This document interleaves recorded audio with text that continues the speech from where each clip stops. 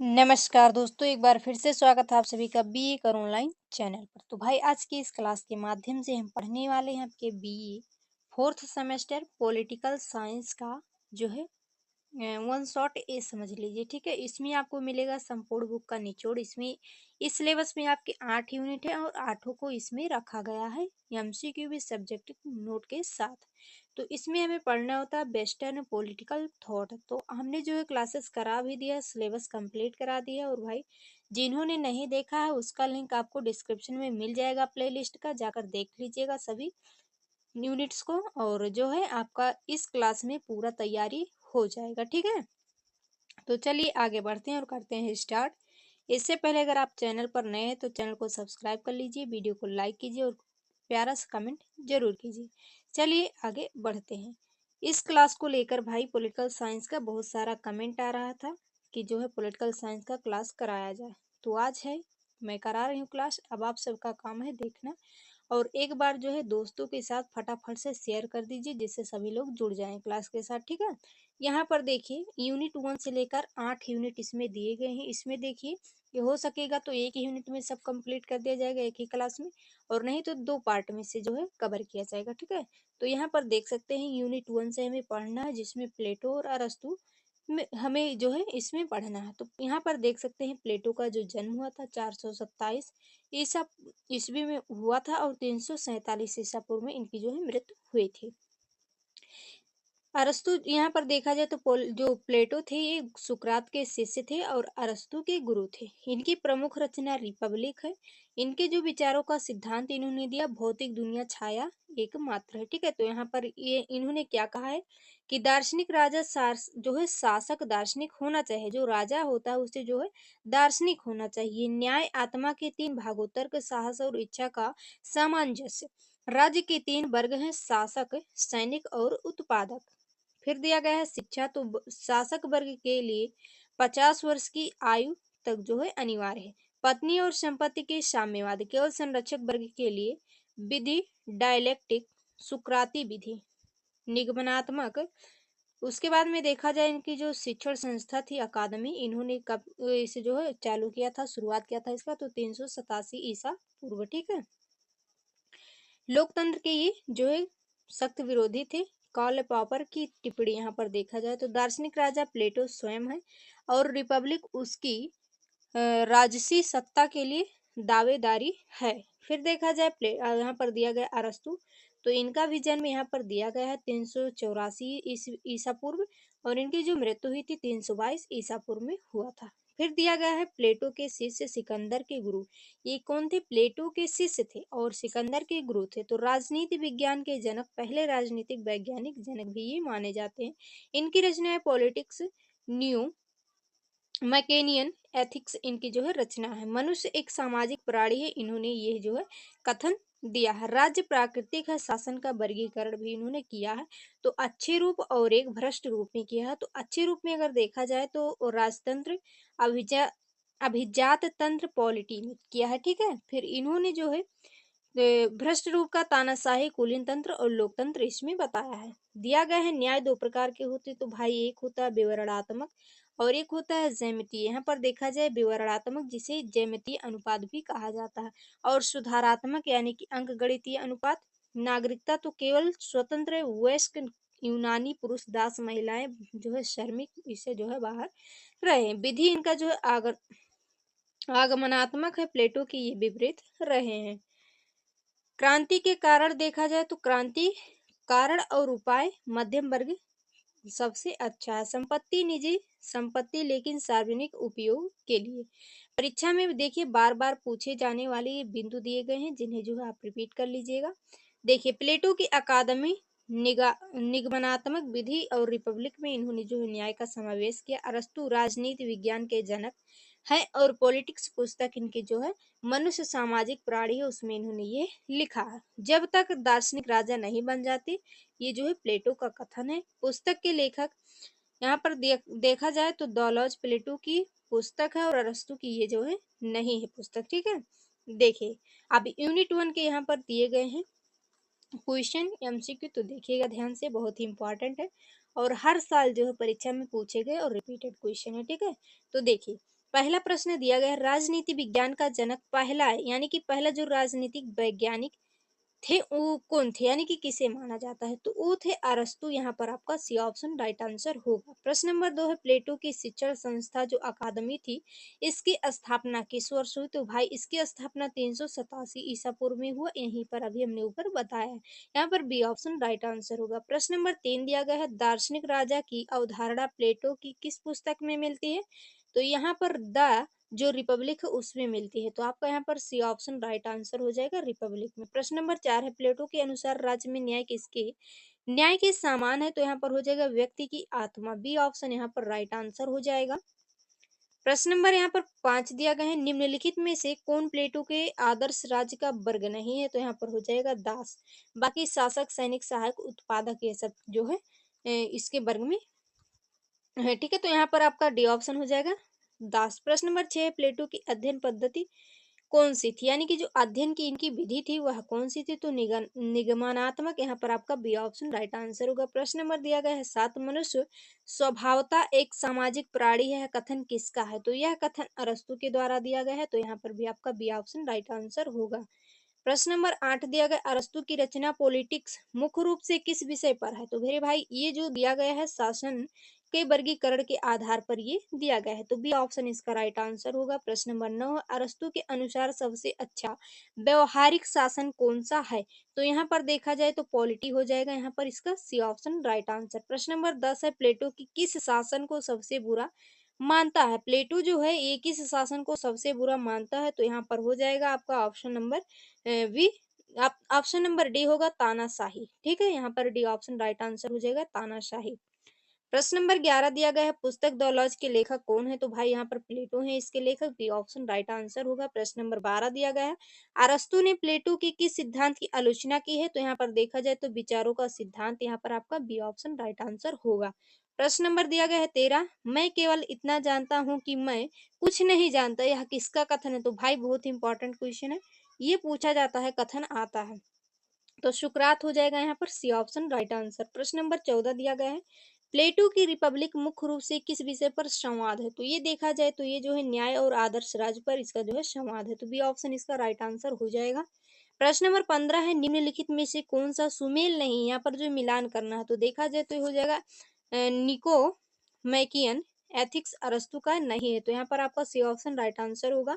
प्रश्न नंबर 16, अरस्तु के अनुसार मध्यम वर्ग क्यों महत्वपूर्ण है, तो भाई यहाँ पर हो जाएगा क्योंकि वह क्रांति को रोकता है, इसलिए ये जो है महत्वपूर्ण है, तो यहाँ पर आपका बी ऑप्शन राइट आंसर होगा।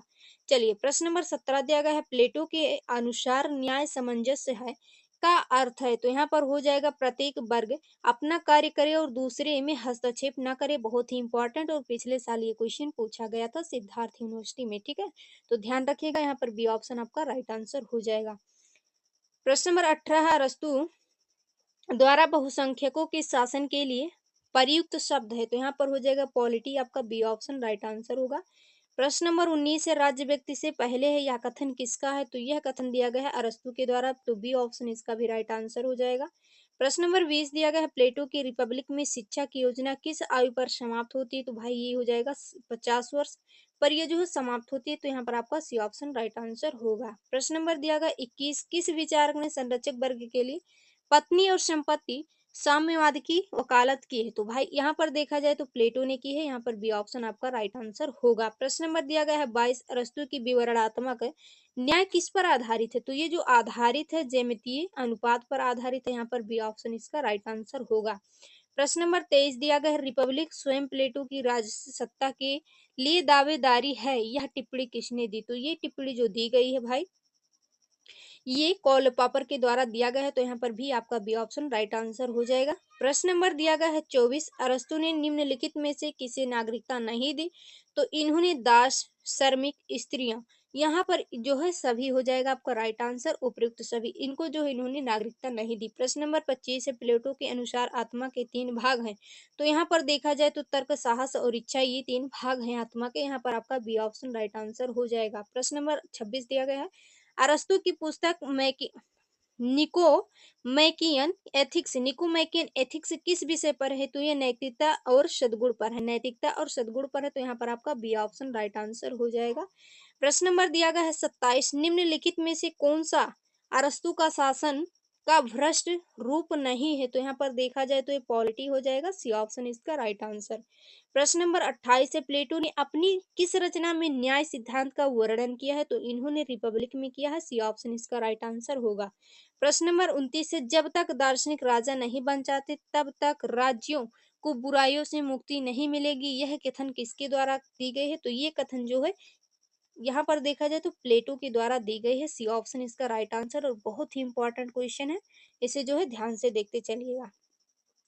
प्रश्न नंबर 30 दिया गया है, अरस्तु के अनुसार क्रांति का मुख्य कारण क्या है? तो अरस्तु के अनुसार देखा जाए तो असमानता, अन्याय, शासन का अत्याचार, उपयुक्त सभी, यहाँ पर आपका डी ऑप्शन राइट आंसर हो जाएगा। प्रश्न नंबर 31 से, प्लेटो के आदर्श राज्य में सबसे महत्वपूर्ण गुण क्या है? तो यहाँ पर देखा जाए तो सबसे महत्वपूर्ण जो गुण इन्होंने माना है, न्याय को माना है, तो सी ऑप्शन राइट आंसर होगा। प्रश्न नंबर 32 है, अरस्तु ने प्लेटो कि साम्यवाद की आलोचना किस आधार पर की है? तो यह अप्राकृतिक है, यह एक एकता को नष्ट करता है, यह आलस्य को बढ़ावा देता है। तो यहाँ पर आपका डी ऑप्शन हो जाएगा राइट आंसर, उपयुक्त सभी। अब यहाँ से यूनिट 1 के कुछ और महत्वपूर्ण बिंदु है जो सीधे आपकी परीक्षा में पूछे जा सकते हैं। तो देखिए, पहले ही ऊपर बताया गया है, प्लेटो अकादमी जो है इन्होंने 387 बीसी यानी कि ईसा पूर्व में इनका जो है शुरुआत हुआ था अकादमी का। इसमें जो जो शासन चलाए जाते हैं, निगमनात्मक और विधि दार्शनिक राजा रिपब्लिक जो है, इसमें न्याय का जो है वर्णन किया गया है। दौलाज उनकी अंतिम रचना है। अरस्तु जो है इन्होंने पॉलिटिक्स का जो है रचना किया है, और इसमें आगमनात्मक विधि भी शामिल की है। राजनीति विज्ञान के जनक भी ये माने जाते हैं। मनुष्य जो है, इन्होंने ये कथन दिया कि मनुष्य एक जो है सामाजिक प्राणी है। पॉलिटी इस सबसे अच्छा व्यवहारिक शासन इन्होंने माना है। तीसरा है पुस्तक के लेखक। तो रिपब्लिक के लेखक जो है प्लेटो। पॉलिटिक्स पॉलिटिक्स यानी कि जो पॉलिटिकल साइंस है, इसके लेखक भाई अरस्तु हैं। इससे क्वेश्चन आपके एग्जाम में जरूर आएगा, तो ध्यान रखिएगा। और यहाँ पर देखा जाए तो निको मैकियन एथिक्स जो है, ये भी अरस्तु के द्वारा ही लिखा गया है। द लॉज प्लेटो का है, और द लॉज जो है अरस्तु की नहीं है। तो यहाँ पर ये जो है ट्रांसक्रिप्ट में बार बार आया, और परीक्षा में भी बहुत इंपॉर्टेंट क्वेश्चन है, आ भी सकता। कथन इन्होंने दिया है कि दार्शनिक राजा प्लेटो स्वयं है। कार्ल पॉपर का ये कथन दिया गया है। नागरिकता, अरस्तु ने दास श्रमिक स्त्रियों को भी नागरिकता नहीं दी है। अब यहाँ से आपके यूनिट नंबर 2 स्टार्ट होते हैं। थॉमस एक्विनास और संत ऑगस्टाइन। तो यहाँ पर चीजों को देखेंगे और अच्छे से तब आगे बढ़ेंगे। देखिए, संत जो ऑगस्टाइन थे, इनका जन्म 354 ईस्वी पूर्व में हुआ था, और इनकी जो मृत्यु हुई थी 430 ईस्वी में हुई थी। ठीक है, तो यहाँ पर देखिए, इनका जन्म जो है अल्जीरिया यानी कि उत्तरी अफ्रीका में हुआ। ठीक है, प्रभावित तो ये प्लेटो से प्रभावित थे। इनकी प्रमुख रचनाएं सिटी ऑफ गॉड, दो नगरों का सिद्धांत और कॉन्फ्रेंस इनकी पुस्तक है। तो ये भाई पूछा गया प्रश्न है, रिपीटेड क्वेश्चन है, तो आप लोग जो है ध्यान रखिएगा। दो नगरों का सिद्धांत, ईश्वर का नगर सिटी ऑफ गॉड, और पृथ्वी का नगर सिटी ऑफ मैन, ये चीजें भी पूछी गई है परीक्षा में। कथन इन्होंने दिया है कि यदि न्याय हटा दिया जाए तो राज्य लुटेरों का झुंड बन जाएगा। भाई बिल्कुल भी आ सकता है आपके परीक्षा में, बहुत ही इंपॉर्टेंट टॉपिक है। चर्च को राज्य से ऊपर इन्होंने माना है। मूल पाप जो है, मूल पाप की अवधारणा भी इन्होंने दिया है। तो अब यहाँ पर देखते हैं थॉमस एक्विनास। तो इनका जन्म जो हुआ था मेरे भाई 1225 ईस्वी में हुआ था, और 1274 ईस्वी में इनकी जो है मृत्यु हुई थी।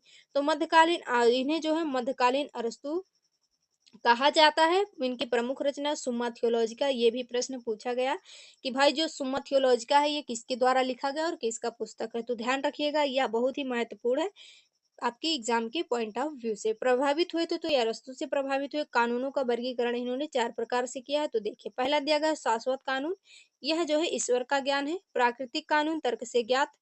और यहाँ पर दिया गया है मानवीय कानून, जो कि राज्य द्वारा बनाया गया हो। दैवीय कानून, धर्म ग्रंथों में जो मिला हो। ठीक है, फिर दिया गया है कथन।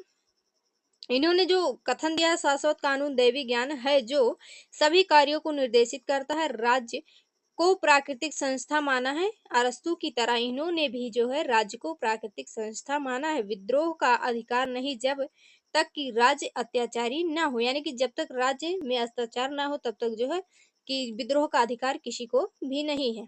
परीक्षा के लिए अब यहाँ पर बार-बार जो पूछे जाते हैं पॉइंट यहाँ पर देख सकते हैं। ऑगस्टाइन जो है इनका संबंध जो है देखा जाए तो अल्जीरिया से प्लेटो प्रभावित इन्होंने क्या किया, प्लेटो से प्रभावित थे और दो नगरों का सिद्धांत भी इन्होंने दिया। और ये इनका ये भी कथन है कि लुटेरों का झुंड है, ठीक है, अभी ऊपर बताया है। ये वाला कथन इनका बहुत ही इंपॉर्टेंट है। एक्विनास जो थे इन्होंने सुम्मा थियोलॉजिका इनकी जो है एक पुस्तक है, मध्यकालीन अरस्तु के नाम से जाने जाते हैं। इन्होंने 4 प्रकार के कानून को जो है बताया है, शाश्वत कानून वाला कथन इन्होंने दिया है, ठीक है। अब यहाँ से यूनिट 2 के जो है मोस्ट इंपॉर्टेंट एमसीक्यू स्टार्ट हो रहे हैं, तो ध्यान से देखिएगा। अभी तक शेयर नहीं किए तो फटाफट से शेयर कर दीजिए और एक लाइक जरूर कर दीजिए, ठीक है। चलिए यहाँ पर देखिए, प्रश्न नंबर 33 दिया गया है, यूनिट 2 से अब स्टार्ट हो रहा है। अगले पिछले यूनिट में हमने जो है 32 जो है एमसीक्यू क्वेश्चन किए, तो अब यहाँ से 33वां नंबर स्टार्ट हो रहा है, तो ध्यान से देखिएगा। संत ऑगस्टाइन किस देश से संबंधित है, तो भाई ये अल्जीरिया से संबंधित है। इनका जन्म अल्जीरिया में हुआ था, ये अल्जीरिया के रहने वाले थे। प्रश्न नंबर 34 दो नगरों का सिद्धांत किस विचारक ने प्रतिपादित किया, तो यहाँ पर देखा जाए तो संत ऑगस्टाइन ने प्रतिपादित किया, बी ऑप्शन आपका राइट आंसर होगा। प्रश्न नंबर 35 है, संत ऑगस्टाइन किस प्राचीन दार्शनिक से सबसे अधिक प्रभावित थे, तो भाई ये प्लेटो से प्रभावित थे। यहाँ पर आपका बी ऑप्शन राइट आंसर होगा। चलिए फटाफट से देखेंगे, प्रश्न नंबर 36 दिया गया है, यदि न्याय हटा दिया जाए तो राज्य लुटेरों का झुंड बन जाएगा, यह कथन किसका, तो भाई ये कथन दिया गया है संत ऑगस्टाइन के द्वारा, अभी ऊपर हमने बताया है, तो बी ऑप्शन इसका यहाँ पर राइट आंसर होगा। प्रश्न नंबर 37 है, थॉमस एक्विनास की प्रसिद्ध पुस्तक सुम्मा थियोलॉजिका किस विषय पर है, तो ये जो है धर्मशास्त्र और दर्शन के विषय पर है, यहाँ पर दिया जाएगा आपका बी ऑप्शन राइट आंसर। ये किस पर है, धर्म शास्त्र और दर्शन पर है, ठीक है। प्रश्न नंबर आपका यहाँ पर 38 दिया गया, थॉमस एक्विनास को मध्यकालीन अरस्तु किसने कहा, भाई यहाँ पर हो जाएगा आपका जो है डॉलिंग ने कहा, यहाँ पर डनिंग ने किया, ऑप्शन ने ऑप्शन आपका ए राइट आंसर हो जाएगा। किसने कहा, डॉनिंग ने किया कहा है, तो यहाँ पर देखा जाए तो ये आपका जो है रिपीटेड क्वेश्चन है, वास्तव में यह प्रचलित है, परीक्षा में भी आएगा, ठीक है। चलिए प्रश्न नंबर 39, एक्विनास के अनुसार सबसे उच्चतम कानून कौन सा है, तो भाई यहाँ पर देखा जाए तो सबसे जो उच्चतम कानून है शाश्वत कानून है, यहाँ पर सी ऑप्शन आपका राइट आंसर हो जाएगा। चलिए प्रश्न नंबर 40 दिया गया है, शाश्वत कानून दैवी ज्ञान है जो सभी कार्यों और प्रवृत्तियों को निर्देशित करता है, यह कथन किसका है, तो ये कथन दिया गया है थॉमस एक्विनास के द्वारा, यहाँ पर भी आपका बी ऑप्शन राइट आंसर होगा। प्रश्न नंबर 41 है, एक्विनास के अनुसार प्राकृतिक कानून किसमें निहित है, तो ये आपका जो है मानवीय तर्क में निहित है, बी ऑप्शन यहाँ पर राइट आंसर होगा। चलिए प्रश्न नंबर 42 दिया गया है, अगस्टाइन की पुस्तक सिटी ऑफ गॉड किसका वर्णन है, तो भाई यहाँ पर दो नगरों का संघर्ष यहाँ पर जो है इसमें वर्णन किया गया है, तो सी ऑप्शन राइट आंसर होगा। और ये मानकर चलिए ये क्वेश्चन आपको परीक्षा में 100% गारंटी के साथ बता रही हूँ, मिलेगा ही मिलेगा, ठीक है। प्रश्न नंबर यहाँ पर दिया गया है 43, मध्यकाल में उपलब्ध समस्त दर्शन के एक सूत्र में किसने पिरोया है, तो यहाँ पर देखा जाए तो थॉमस एक्विनास ने इसे जो है पिरोया है, तो यहाँ पर आपका बी ऑप्शन राइट आंसर होगा। प्रश्न नंबर 44, एक्विनास ने कितने प्रकार के कानून बताए, तो इन्होंने जो है 4 प्रकार के कानून बताया है, तो सी ऑप्शन आपका यहाँ पर राइट आंसर होगा। प्रश्न नंबर 45 दिया गया है, निम्नलिखित में से कौन एक्विनास का कानून का प्रकार नहीं है, तो यहाँ पर आर्थिक कानून हो जाएगा, बाकी यहाँ पर शाश्वत प्राकृतिक दैवीय कानून इनका जो है इनके द्वारा बताया गया कानून है, ठीक है, ये जो है इन्होंने ही बताया, तो यहाँ पर आपका जो होगा राइट आंसर हो जाएगा डी ऑप्शन।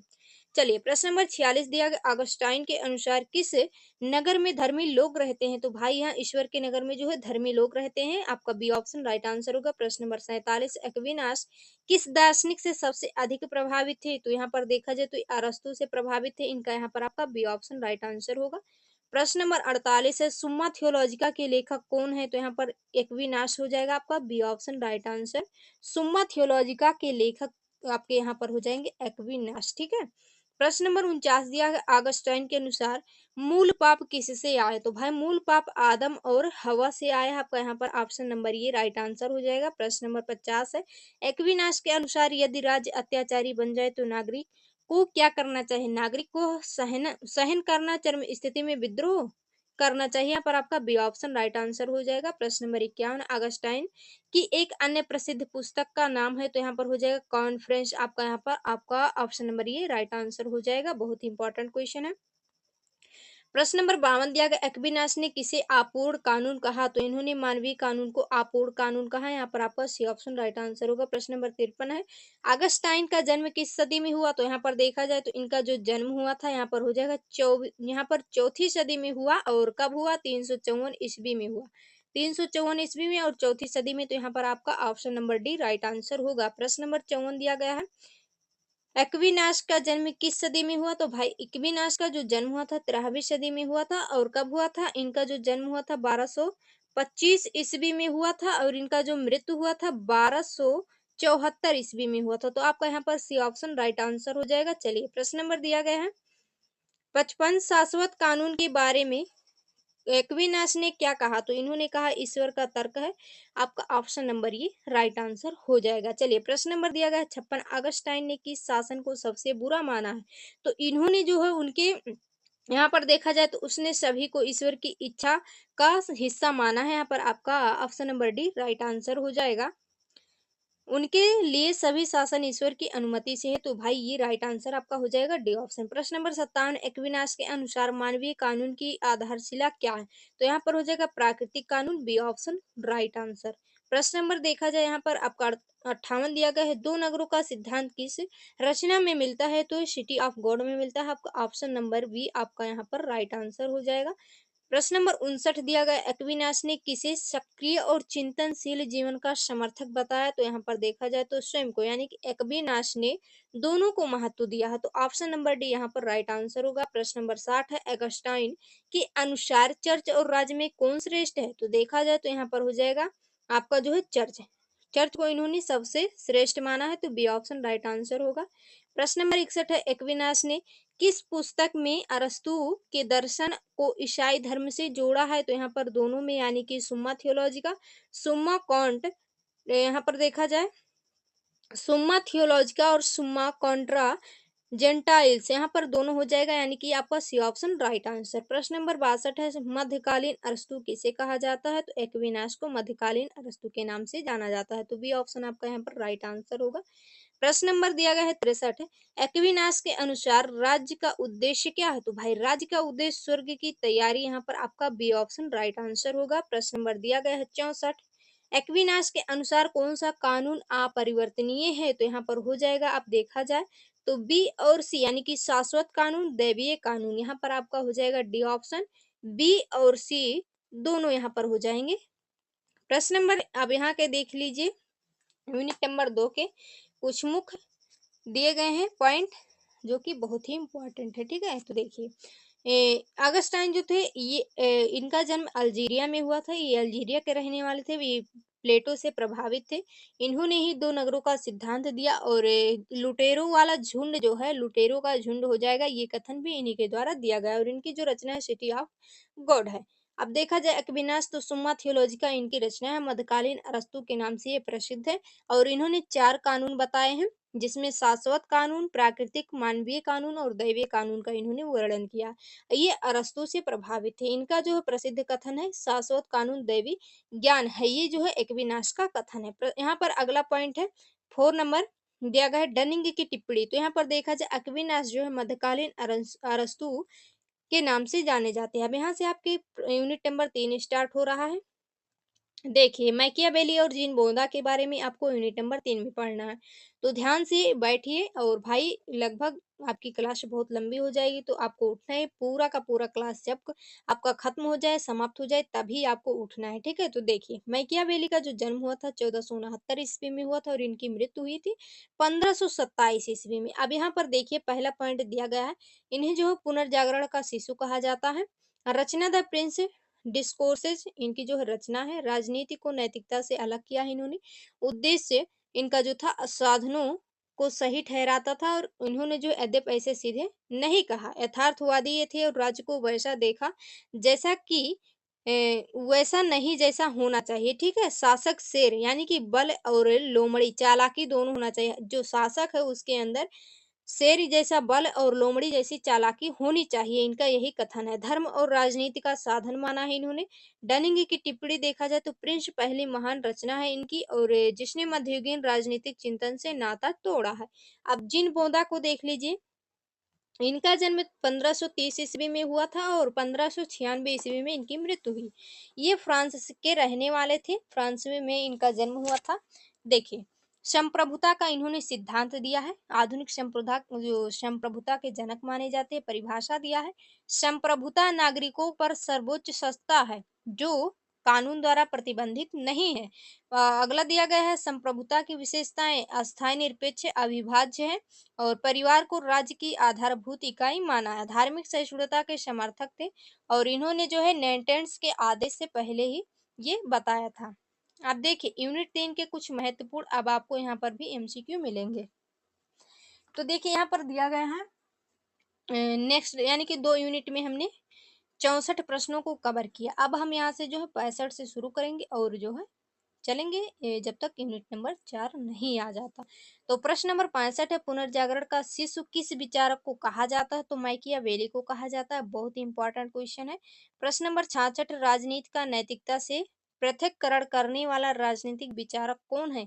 तो माइकियावेली है। यहाँ पर भी आपका सी ऑप्शन राइट आंसर होगा। प्रश्न नंबर 67 है, माइकियावेली की प्रसिद्ध पुस्तक द प्रिंस किस विषय पर है? तो यहाँ पर देखा जाए तो ये शासक को कैसे शासन करना चाहिए भाई, इसी विषय पर ये जो है लिखा गया है। तो सी ऑप्शन इसका भी राइट आंसर हो जाएगा। प्रश्न नंबर 68 दिया गया है, जीन बोंदा किस देश से संबंधित थे? तो ये फ्रांस से संबंधित थे। और यहाँ पर हमने अभी ऊपर बताया इनका जन्म कब हुआ था, तो ये चीजें आपको याद रखना है, बहुत इंपॉर्टेंट क्वेश्चन है। प्रश्न नंबर 69 है, संप्रभुता नागरिकों पर सर्वोच्च सत्ता है जो कानून द्वारा प्रतिबंधित नहीं, यह परिभाषा किसकी है? तो यहाँ पर देखा जाए तो ये परिभाषा दिया गया है जीन बोंदा के द्वारा। यहाँ पर आपका राइट आंसर हो जाएगा सी ऑप्शन। प्रश्न नंबर 70 है, मैकियावेली के अनुसार शासक को किन दो गुणों का होना चाहिए? तो देखा जाए तो यहाँ पर हो जाए शेर और लोमड़ी, यानी कि शेर जैसी इनके अंदर चाल, शेर जैसी बल होनी चाहिए, शेर जैसी बल होनी चाहिए और लोमड़ी की जैसी चालाकी होनी चाहिए। तो यहाँ पर आपका जो है बी ऑप्शन राइट आंसर हो जाएगा। प्रश्न नंबर दिया गया 71, बोधा आधुनिक नहीं बन सका किंतु मध्ययुगीन नहीं रहा, यह टिप्पणी किसकी है? तो यहाँ पर देखा जाए तो ये डनिंग की है। ऑप्शन नंबर ये आपका राइट आंसर होगा। प्रश्न नंबर दिया गया है 72, मैकियावेली की दूसरी प्रमुख रचना का नाम क्या है? तो ये हो जाएगा डिस्कोर्सेज ऑन लिविंग। यहाँ पर हो जाएगा आपका बी ऑप्शन राइट आंसर। बहुत ही इंपॉर्टेंट प्रश्न है। प्रश्न नंबर 73 है, बोंदा के अनुसार अनुसार संप्रभुता की कौन सी विशेषता नहीं है? तो यहाँ पर हो जाएगा विभाज्य, इसकी जो है विशेषता नहीं है, तो बी ऑप्शन राइट आंसर होगा। प्रश्न नंबर 74 है, द प्रिंस पहली महान रचना है जिसने मध्ययुगीन राजनीतिक चिंतन से नाता तोड़ा, यह टिप्पणी किसने दी है? तो ये टिप्पणी जो की गई है डनिंग के द्वारा की गई है, तो इसका भी सी ऑप्शन राइट आंसर होगा। प्रश्न नंबर 75 है, मैकियावेली के अनुसार राजनीति का अंतिम लक्ष्य क्या है? तो इसका अंतिम लक्ष्य होता है सत्ता का संरक्षण और विस्तार करना। तो यहाँ पर भी आपका बी ऑप्शन राइट आंसर होगा। चलिए प्रश्न नंबर दिया गया है 76, बोंदा ने संप्रभुता को किससे ऊपर माना? तो इन्होंने उपयुक्त सभी से, यहाँ पर देखा जाए चर्च से, कानून से, संसद से सबसे ऊपर माना, लेकिन ईश्वर से ऊपर नहीं माना है। ठीक है, तो यहाँ पर डी ऑप्शन हो जाएगा उपयुक्त सभी।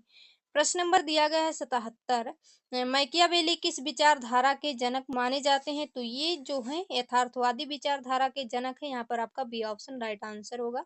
प्रश्न नंबर 78 है, बोधा के अनुसार राज्य की आधारभूत इकाई क्या है? तो परिवार है। यहाँ पर आपका बी ऑप्शन राइट आंसर होगा। प्रश्न नंबर दिया गया 79, मैकियावेली ने किस धारणा का खंडन किया?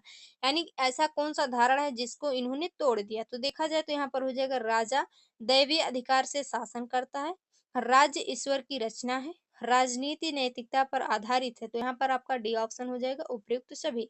चलिए प्रश्न नंबर दिया गया 80, बोधा ने संप्रभुता के सिद्धांत का प्रतिपादन किस पुस्तक में किया? तो यहाँ पर देखा जाए six book on the Republic, तो यहाँ पर किया है इन्होंने। बहुत ही इंपॉर्टेंट क्वेश्चन, यहाँ पर बी ऑप्शन आपका राइट आंसर। प्रश्न में 81 है, मैकियावेली ने किस शासन को सबसे अच्छा बताया? तो यहाँ पर देखा जाए तो गणतंत्र शासन को जो है कुछ हद तक इन्होंने अच्छा बताया है। तो यहाँ पर आपका बी ऑप्शन राइट आंसर हो जाएगा। प्रश्न नंबर दिया गया है 82, बोंदा के अनुसार संप्रभु किसके अधीन थे? तो संप्रभु जो है ये ईश्वर और प्राकृतिक कानून के अधीन है। तो यहाँ पर बी ऑप्शन राइट आंसर होगा।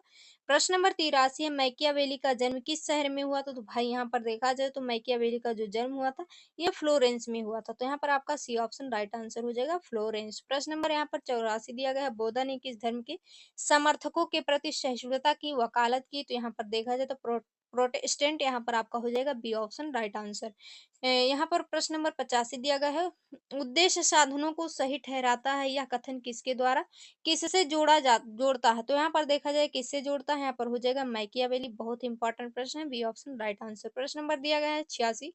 बोधा ने संप्रभुता को कितने प्रकारों में बांटा? तो इन्होंने जो है दो प्रकार में बांटा, एक तो यहाँ पर व्यक्ति में संप्रभुता और संस्था में संप्रभुता। ये इनकी दो प्रकार की जो है संप्रभुता के सिद्धांत है। तो ऑप्शन नंबर ये आपका राइट आंसर होगा। प्रश्न नंबर 87 है, मैकियावेली ने अपनी पुस्तक द प्रिंस किससे समर्पित की है? तो इन्होंने यहाँ पर देखा जाए तो लोरेंजो डी मेडिसी को जो है समर्पित किया है। तो बी ऑप्शन राइट आंसर होगा।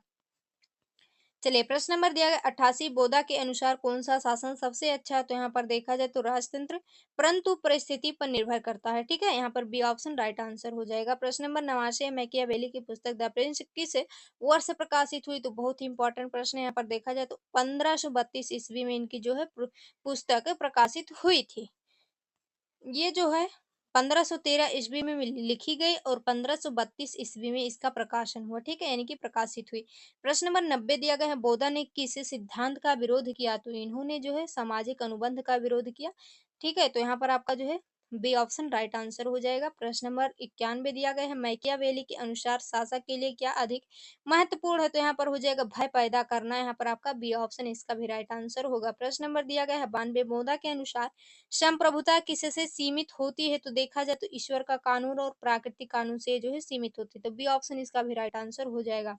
चलिए प्रश्न नंबर 93 दिया गया है, मैकियावेली ने किसे सशस्त्र पैगंबर कहा? तो इन्होंने जो है सशस्त्र पैगंबर कहा है मूसा को। यहाँ पर आपका ऑप्शन नंबर ये राइट आंसर होगा। प्रश्न नंबर 94 है, बोधा का जन्म किस वर्ष हुआ? तो अभी ऊपर बताया गया है भाई, यहाँ पर हो जाएगा 1530 ईस्वी में इनका जो है जन्म हुआ था। तो बी ऑप्शन आपका यहाँ पर राइट आंसर हो जाएगा। प्रश्न नंबर 95 दिया गया है, मैकियावेली की मृत्यु किस वर्ष हुई? तो यहाँ पर देखिए इनकी जो मृत्यु हुई थी 1527 ईस्वी में हुई थी। ठीक, तो यहाँ पर आपका ऑप्शन नंबर ये राइट आंसर हो जाएगा। चलिए प्रश्न नंबर दिया गया है, एक मिनट। हाँ, तो यहाँ पर देखिए 96 नंबर प्रश्न दिया गया, बोधा के अनुसार राज्य का उद्देश्य क्या है? तो इनका जो राज्य का उद्देश्य इन्होंने व्यवस्था और शांति बनाए रखना। ठीक है, बी ऑप्शन इसका राइट आंसर हो जाएगा। तो ये रहे पूरे के पूरे आपके यूनिट नंबर 3 के पूरे प्रश्न है। अब चलते हैं हम यहाँ पर यूनिट नंबर 4 में। देखिए इसमें हमें पढ़ना हाफ से जॉन लॉक और रूसो के बारे में। ठीक है, तो इसमें हमें 3 लोगों के बारे में पढ़ना है। तो चलिए करते हैं स्टार्ट। पहले हम देखेंगे यूनिट का सारांश, उसके बाद में आगे बढ़ेंगे। तो पहले थॉमस हाफ्स जो थी, इनका जन्म 1588 ईस्वी में हुआ और इनकी मृत्यु 1600 जो है 79 ईस्वी में हुई। इनकी रचना जो है लेवियाथन है। बहुत ही इंपॉर्टेंट क्वेश्चन, पिछले साल ये सिद्धार्थ यूनिवर्सिटी में भाई पूछा गया था। जब मैं क्वेश्चन पेपर आपको करवाऊंगी तब आपको पता चलेगा भाई क्वेश्चन पूछा गया है। तो बहुत इंपॉर्टेंट क्वेश्चन है, ध्यान से देखिएगा। देखिए इनकी जो राजनीतिक दर्शन की श्रेष्ठ कृति ये मानी जाती है। क्या मानी जाती है? लेवियाथन मानी जाती है। यहाँ पर देखा जाए तो माइकल ऑस्कॉट ने कहा है, ये इनकी जो है कथन है माइकल ऑस्कॉट ऑक्सफोर्ड की। ठीक है, तो प्राकृतिक अवस्था देखा जाए तो सबका सबसे साथ युद्ध, यानी कि सबका सबके साथ में युद्ध है। यह जो है मनुष्य स्वार्थी, इनका एक कथन है। प्राकृतिक विधि विवेक की एक जो सम्मित है, यानी कि यहाँ पर देखा जाए तो ये भी पूछा गया प्रश्न है। सामाजिक अनुबंध, सभी लोग एक व्यक्ति यानी कि संप्रभु को अधिकार सौंपते हैं। यहाँ पर देखा जाए संप्रभु यानी कि निरंकुश, अविभाज्य, हस्तांतरणीय। उद्देश्य इनका था निरंकुश शासन को औचित्य यानी कि सिद्ध करना। क्या करना? औचित्य सिद्ध करना। कोई विद्रोह का अधिकार नहीं था। ठीक है, अब देखेंगे जॉन लॉक इनका जन्म हुआ था 1632 ईस्वी में और मृत्यु हुई थी 1704 ईस्वी में। ठीक है, तो रचना इनकी है टू टिटाइजेज एवं टू टिटाइजेज ऑफ गवर्नमेंट। इनकी जो है रचना है प्राकृतिक अवस्था, शांति, सद्भाव, लेकिन असुविधाएं भी इसमें थी। प्राकृतिक अधिकार, जीवन, स्वतंत्रता, संपत्ति ये भी है। संपत्ति शर्म सिद्धांत, जो अपने शर्म से मिलाया वही उसकी जो है संपत्ति है। यहाँ पर देखा जाए सामाजिक अनुबंध, लोग संप्रभु यानी कि संसद और राजा को सीमित अधिकार देते हैं। विद्रोह का अधिकार, यदि शासक प्राकृतिक अधिकारों को उल्लंघन करे तो भाई विद्रोह का अधिकार था। कथन है, जहां कानून नहीं होता वहां स्वतंत्रता नहीं होती। ये भी प्रश्न पूछा गया है, इंपॉर्टेंट प्रश्न है भाई। जहां कानून नहीं होता है वहां स्वतंत्रता नहीं होती है, किसका कथन है? तो यहाँ पर आपको बताना रहेगा। अब चलिए जीन जैक्स रूसो के बारे में देखते हैं। तो जीन जैक्स रूसो जो थे इनके जन्म हुआ था 1712 ईस्वी में और इनकी मृत्यु हुई थी 1778 ईस्वी में, ठीक है। अब इनकी जो रचना है द सोशल कॉन्ट्रैक्ट है, तो बहुत इंपॉर्टेंट ये भी प्रश्न पूछा गया है। प्राकृतिक अवस्था महान स्वेज मनु जो है मनुष्य अच्छा था लेकिन निजी संपत्ति ने उसे क्या किया, बिगाड़ा। दो प्रकार की असमानता, प्राकृतिक शारीरिक और पारंपरिक सामाजिक राजनीतिक, ये भी इसमें जो है सामाजिक अनुबंध सामान्य इच्छा, जनरल विल का भी उल्लेख किया गया है। व्यक्ति समाज को अपना अधिकार सौंपता है लेकिन वह स्वयं का हिस्सा है। लोकप्रिय संप्रभुता का प्रतिपादक भी है। वास्तविक इच्छा और वर्तमान इच्छा, यानी कि यहाँ पर देखा जाए रियल विल एक्चुअल विल के बीच अंतर इन्होंने किया है। रूसो ने जनरल विल और विल ऑफ ऑल्स में अंतर किया है। राज्य जो है सामान्य इच्छा की अभिव्यक्ति है, यही इनका जो है कथन है। अब चलिए यहाँ पर कुछ एमसीक्यू दिए गए हैं तो देखते हैं। देखिए यहाँ पर 97 नंबर दिया गया है आपका एमसीक्यू का। अब यहाँ से स्टार्ट होगा तो यहाँ पर प्रश्न दिया गया है, हाफ्स की प्रसिद्ध पुस्तक लेवियाथन राजनीतिक दर्शन की श्रेष्ठ कृति है, यह किसने कहा?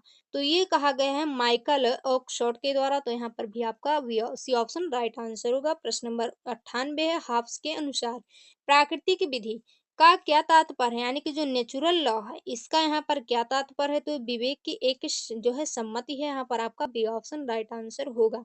प्रश्न नंबर 99 है, हाफ्स ने सामाजिक अनुबंध सिद्धांत का प्रतिपादन किसी औचित्य सिद्ध करने के लिए किया है? तो यहाँ पर देखा जाए तो निरंकुश शासन आपका यहाँ पर बी ऑप्शन राइट आंसर होगा।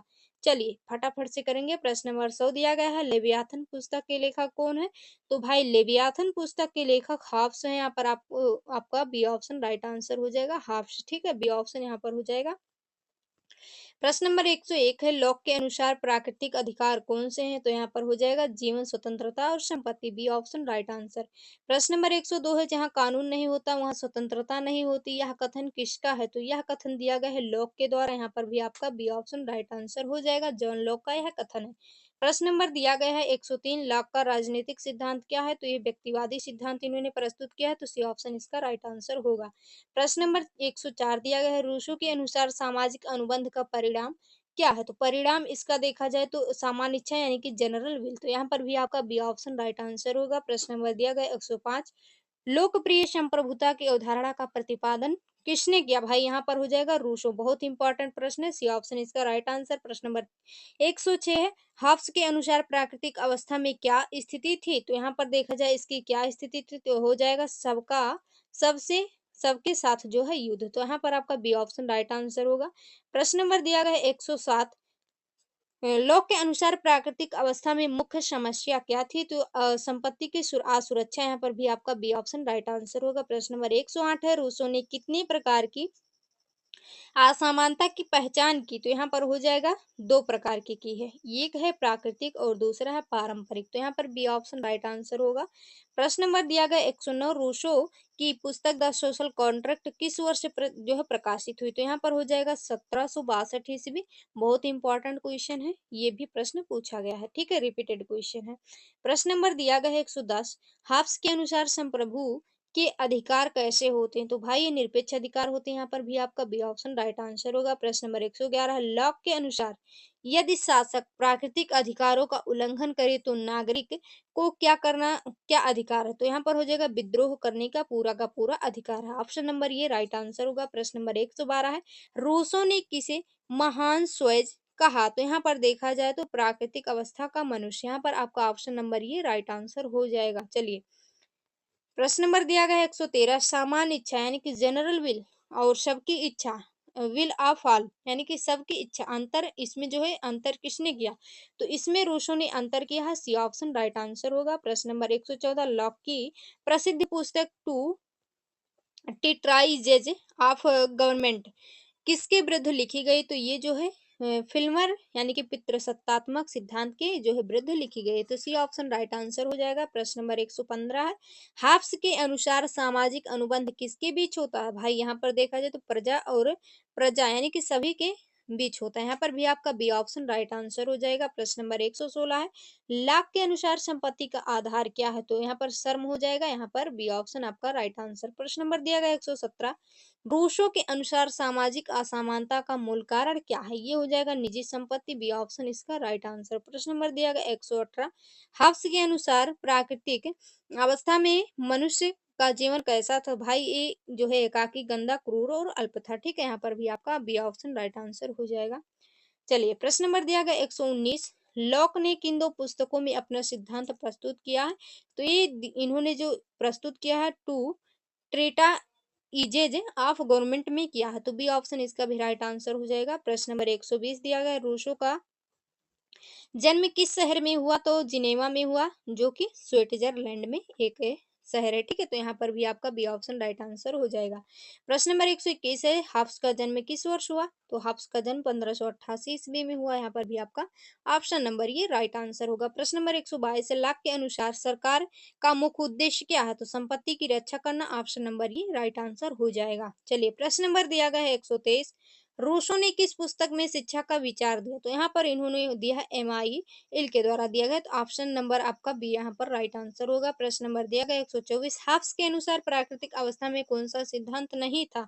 तो मेरा और तेरा, न्याय, अनुबंध, सभी यहाँ पर हो जाएगा उपयुक्त सभी। तो डी ऑप्शन राइट आंसर। प्रश्न नंबर 125, लाभ के अनुसार कौन सा अधिकार स्थानांतरणीय है? तो यहाँ पर हो जाएगा संपत्ति, जीवन, स्वतंत्रता, सभी, यानी कि उपयुक्त सभी। यहाँ पर भी डी ऑप्शन राइट आंसर होगा।